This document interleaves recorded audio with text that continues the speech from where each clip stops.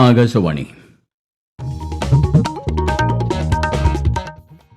നമസ്കാരം. പ്രാദേശിക വാർത്തകൾ വായിക്കുന്നത് ഗോപകുമാർ.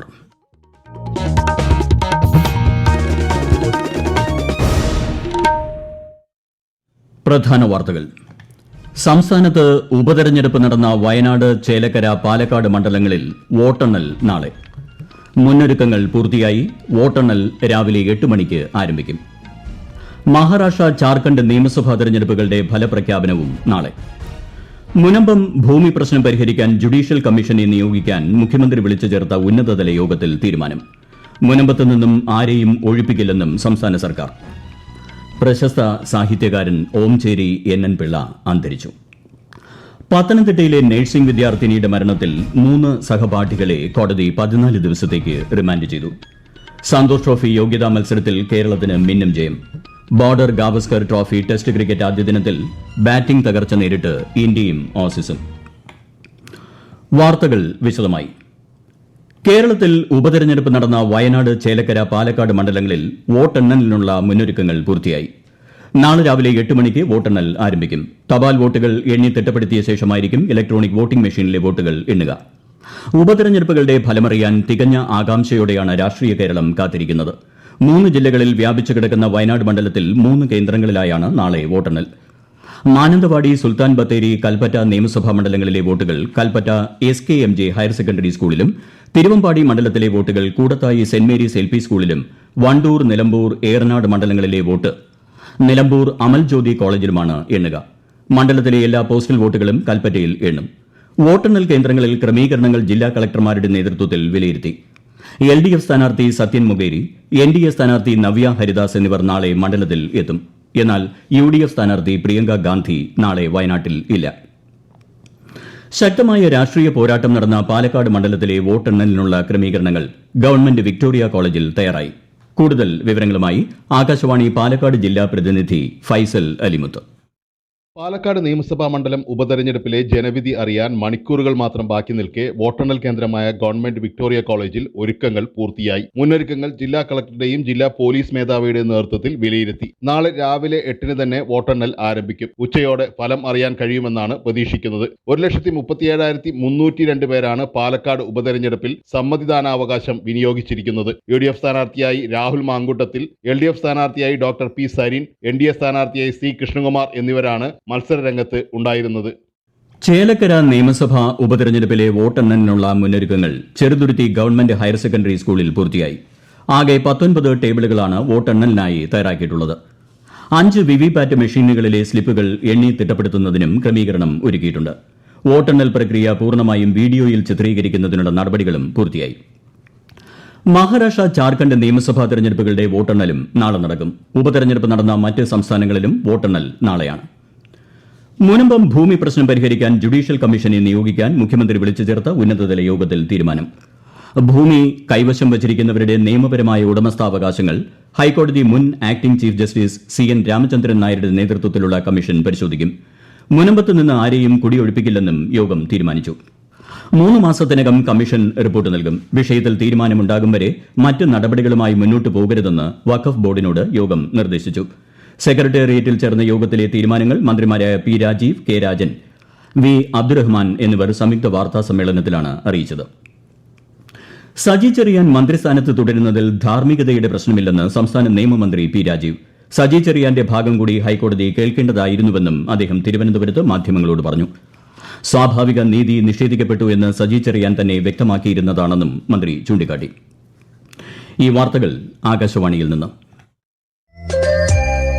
ആകാശവാണി വാർത്തകളും വാർത്താ അധിഷ്ഠിത പരിപാടികളും all India radio news Thiruvananthapuram YouTube ചാനലിലും @all India radio news Thiruvananthapuram Facebook പേജിലും AIR ന്യൂസ് _ ഇൻസ്റ്റഗ്രാം അക്കൌണ്ടിലും @AIR ന്യൂസ് _ X ഹാൻഡിലും ലഭ്യമാണ്. പ്രശസ്ത സാഹിത്യകാരൻ ഓംചേരി NN പിള്ള അന്തരിച്ചു. 100 വയസ്സായിരുന്നു. ഡൽഹിയിലെ ആശുപത്രിയിൽ ഇന്ന് ഉച്ചതിരിഞ്ഞായിരുന്നു അന്ത്യം. പ്രതിഭാധനനായ നാടകകൃത്തായ അദ്ദേഹം കേരളീയ സംസ്കാരത്തെ ദേശീയ തലത്തിലെത്തിക്കുന്നതിൽ സുപ്രധാന പങ്ക് വഹിച്ചിട്ടുണ്ട്.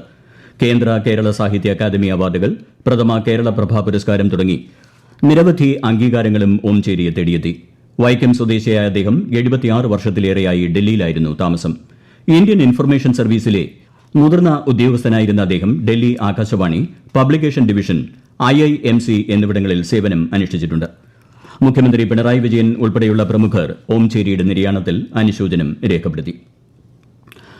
പത്തനംതിട്ട ചുട്ടിപ്പാറ SMB നഴ്സിംഗ് കോളേജിലെ വിദ്യാർത്ഥിനി അമ്മു സജീവന്റെ മരണത്തിൽ 3 സഹപാഠികളെ കോടതി 14 ദിവസത്തേക്ക് റിമാൻഡ് ചെയ്തു. അലീന ദിലീപ്, AT അക്ഷിത, അഞ്ജന മധു എന്നിവരെയാണ് കോടതി റിമാൻഡ് ചെയ്തത്. പത്തനംതിട്ട ഫസ്റ്റ് ക്ലാസ് മജിസ്ട്രേറ്റ് കോടതിയുടേതാണ് നടപടി. പ്രതികൾക്കെതിരെ ആത്മഹത്യാ പ്രേരണ കുറ്റം ഉൾപ്പെടെയുള്ള വകുപ്പുകളാണ് പോലീസ് ചുമത്തിയിരുന്നത്. ഡിസംബർ 10 നടക്കുന്ന തദ്ദേശ സ്ഥാപന ഉപതെരഞ്ഞെടുപ്പിൽ വോട്ട് ചെയ്യുന്നവരുടെ ഇടത് കൈയിലെ നടുവിരലിലാണ് മായാത്ത മഷി പുരട്ടേണ്ടതെന്ന് സംസ്ഥാന തെരഞ്ഞെടുപ്പ് കമ്മീഷൻ. സംസ്ഥാനത്തെ 3 മണ്ഡലങ്ങളിൽ അടുത്തിടെ ഉപതെരഞ്ഞെടുപ്പ് നടന്ന സാഹചര്യത്തിലാണ് തീരുമാനം. സംസ്ഥാനത്തെ 31 തദ്ദേശ സ്ഥാപന വാർഡുകളിലേക്കാണ് ഡിസംബർ 10 ഉപതെരഞ്ഞെടുപ്പ് നടക്കുന്നത്. വൈക്കം മഹാദേവ ക്ഷേത്രത്തിലെ അഷ്ടമി നാളെ പുലർച്ചെ 4:30 അഷ്ടമി ദർശനം. കൂടുതൽ വിവരങ്ങളുമായി ആകാശവാണി കോട്ടയം ജില്ലാ പ്രതിനിധി ടോം മാത്യു. നാളെ പുലർച്ചെ 4:30 ഭക്തസഹസ്രങ്ങൾക്ക് സായുജ്യം പകരുന്ന അഷ്ടമി ദർശനം. വ്യാഘ്രപാദ മഹർഷിക്ക് പരമേശ്വരൻ പാർവതി സമേതനായി ദർശനം നൽകി അനുഗ്രഹിച്ച മുഹൂർത്തത്തിലാണ് അഷ്ടമി ആഘോഷിക്കുന്നത്. നാളെ രാത്രി 11 ഉദയനാപുരം സുബ്രഹ്മണ്യ ക്ഷേത്രത്തിൽ നിന്ന് ഉദയനാപുരത്തപ്പൻ എഴുന്നള്ളും. ഞായറാഴ്ച പുലർച്ചെ 2 അഷ്ടമി വിളക്കും തുടർന്ന് വലിയ കാണിക്കയും നടക്കും. 4 മണിക്ക് ഉദയനാപുരത്തപ്പൻ ഉപചാരങ്ങളോടെ വൈക്കത്തപ്പനോട് വിട ചൊല്ലും. ഞായറാഴ്ച വൈകിട്ട് 5 ആറാട്ട് എഴുന്നള്ളിപ്പ് നടക്കും. തിങ്കളാഴ്ച 11 മണിക്ക് മുക്കുടി നിവേദ്യത്തോടെ ഈ വർഷത്തെ അഷ്ടമി ഉത്സവം സമാപിക്കും. ശബരിമല തീർത്ഥാടനം തുടങ്ങിയ ശേഷം സന്നിധാനത്ത് നിന്ന് ഇതുവരെ 33 പാമ്പുകളെ പിടികൂടിയതായി വനം വകുപ്പ്. 5 അണലികളെയും 14 കാട്ടുപാമ്പുകളെയും ഉൾപ്പെടെ പിടികൂടിയാണ് ഉൾവനത്തിൽ വിട്ടത്. മണ്ഡല മകരവിളക്ക് തീർത്ഥാടനത്തോടനുബന്ധിച്ച് ശബരിമലയിൽ ഭക്തജന തിരക്ക് തുടരുകയാണ്. ഭക്തർക്ക് ഏതെങ്കിലും തരത്തിൽ ശാരീരിക ബുദ്ധിമുട്ടുകൾ അനുഭവപ്പെട്ടാൽ അടിയന്തര വൈദ്യസഹായം ലഭിക്കുന്നതിന് എമർജൻസി മെഡിക്കൽ കൺട്രോൾ റൂം നമ്പറായ 0473520322 എന്ന നമ്പറിൽ ബന്ധപ്പെടാമെന്ന് അധികൃതർ അറിയിച്ചു. തിരുവനന്തപുരം വിമാനത്താവളത്തിൽ നിന്ന് കൊച്ചിയിലേക്ക് എയർ ഇന്ത്യ എക്സ്പ്രസിന്റെ പുതിയ സർവീസ് നാളെ മുതൽ ആരംഭിക്കും. ചൊവ്വ, ശനി ദിവസങ്ങളിൽ രാവിലെ 7:15 പുറപ്പെട്ട് 8:05 കൊച്ചിയിലെത്തുന്ന വിധത്തിലാണ് സർവീസ്. കൊച്ചിയിൽ നിന്ന് തിങ്കൾ, വെള്ളി ദിവസങ്ങളിൽ രാത്രി 11 മണിക്ക് പുറപ്പെട്ട് 11:50 തിരുവനന്തപുരത്തെത്തും. തിരുവനന്തപുരം കൊച്ചി റൂട്ടിൽ ഇൻഡിഗോയുടെ പ്രതിദിന സർവീസിന് പുറമെയാണ് എയർ ഇന്ത്യ എക്സ്പ്രസ് സർവീസ് തുടങ്ങുന്നത്. സന്തോഷ് ട്രോഫി യോഗ്യതാ മത്സരത്തിൽ കേരളത്തിന് 2ാം ജയം. കോഴിക്കോട് കോർപ്പറേഷൻ സ്റ്റേഡിയത്തിൽ നടന്ന 2ാം മത്സരത്തിൽ ലക്ഷദ്വീപിനെ എതിരില്ലാത്ത 10 ഗോളുകൾക്കാണ് കേരളം പരാജയപ്പെടുത്തിയത്. കളിയിലുടനീളം കേരളം ആധിപത്യം പുലർത്തി. ഇതോടെ ഗ്രൂപ്പിൽ 2 ജയവുമായി 1ാം സ്ഥാനത്താണ് കേരളം. 24 പുതുച്ചേരിയുമായാണ് കേരളത്തിന്റെ അടുത്ത മത്സരം. Border Gavaskar trophy test cricket പരമ്പരയിലെ ആദ്യ ദിനത്തിൽ ബാറ്റിംഗ് തകർച്ച നേരിട്ട് ഇന്ത്യയും ഓസ്ട്രേലിയയും. 1ാം ഇന്നിംഗ്സിൽ 150 റൺസിന് പുറത്തായ ഇന്ത്യയ്ക്ക് മുന്നിൽ ഓസീസ് ബാറ്റർ നിര പതർന്ന കാഴ്ചയാണ് പിന്നീട് കണ്ടത്. ആദ്യ ദിനം കളി അവസാനിക്കുമ്പോൾ 67 റൺസ് എടുക്കുന്നതിനിടെ ഓസ്ട്രേലിയയ്ക്ക് 7 വിക്കറ്റുകൾ നഷ്ടമായി. രാജ്യത്തെ ഓഹരി വിപണികളിൽ വൻ നേട്ടം. ബോംബെ ഓഹരി സൂചിക സെൻസെക്സ് 1961 പോയിന്റ് ഉയർന്ന് 79,117-ലും ദേശീയ ഓഹരി സൂചിക നിഫ്റ്റി 557 പോയിന്റ് നേട്ടത്തിൽ 23,907-ലും വ്യാപാരം അവസാനിപ്പിച്ചു. സ്വർണ്ണവിലയിൽ വർധന. പവന് 640 രൂപ കൂടി 57,800 രൂപയും ഗ്രാമിന് 80 രൂപ ഉയർന്ന് 7,225 രൂപയുമാണ് ഇന്നത്തെ വില. ഭരണ സംവിധാനങ്ങളുടെ സുഗമമായ പ്രവർത്തനങ്ങൾക്ക് കൃത്യമായ ഓഡിറ്റിംഗ് അനിവാര്യമാണെന്ന് ചീഫ് സെക്രട്ടറി ശാരദാ മുരളീധരൻ. തിരുവനന്തപുരത്തെ AGS ഓഫീസിൽ നടന്ന ഓഡിറ്റ് ദിവസ് സമാപന സമ്മേളനത്തിൽ മുഖ്യപ്രഭാഷണം നടത്തുകയായിരുന്നു അവർ. പ്രധാന വാർത്തകൾ വീണ്ടും. സംസ്ഥാനത്ത് ഉപതെരഞ്ഞെടുപ്പ് നടന്ന വയനാട്, ചേലക്കര, പാലക്കാട് മണ്ഡലങ്ങളിൽ വോട്ടെണ്ണൽ നാളെ. മുന്നൊരുക്കങ്ങൾ പൂർത്തിയായി. വോട്ടെണ്ണൽ രാവിലെ 8 മണിക്ക് ആരംഭിക്കും. മഹാരാഷ്ട്ര, ഝാർഖണ്ഡ് നിയമസഭാ തെരഞ്ഞെടുപ്പുകളുടെ ഫലപ്രഖ്യാപനവും നാളെ. മുനമ്പം ഭൂമി പ്രശ്നം പരിഹരിക്കാൻ ജുഡീഷ്യൽ കമ്മീഷനെ നിയോഗിക്കാൻ മുഖ്യമന്ത്രി വിളിച്ചു ചേർത്ത ഉന്നതതല യോഗത്തിൽ തീരുമാനം.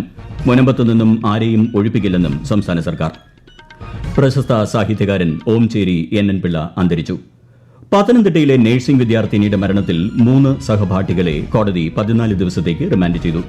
സന്തോഷ് ട്രോഫി യോഗ്യതാ മത്സരത്തിൽ കേരളത്തിന് മിന്നും ജയം.